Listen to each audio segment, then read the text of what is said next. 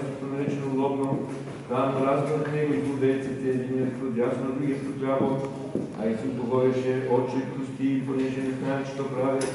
И като видяха дейците му, хвърлиха жреби, а народът стоеше и гледаше подгавянето се заедно с народи, началниците, казвайки: други спаси, нека спаси себе си, ако този Христос е избранникът Божий.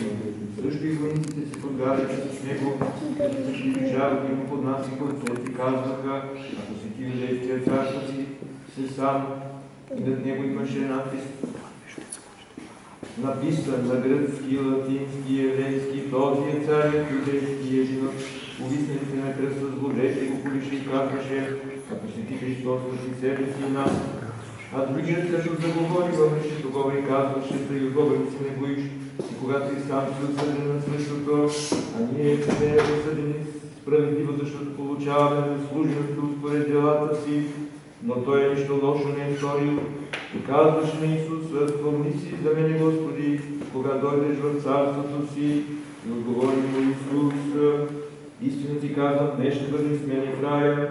Беше вече около 6-тия час и настана мрак по цялата земя до 9-тия час и потъмня слънцето и храмът в залез се раздра през следата.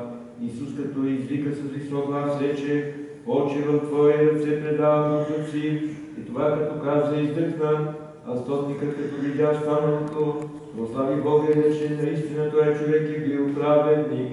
И целият народ, който се бе събрал на това зрелище, като видя станалото, връщаше се, удряйки се в гърди, и стояха надалеч и гледаха това всичките му познайници.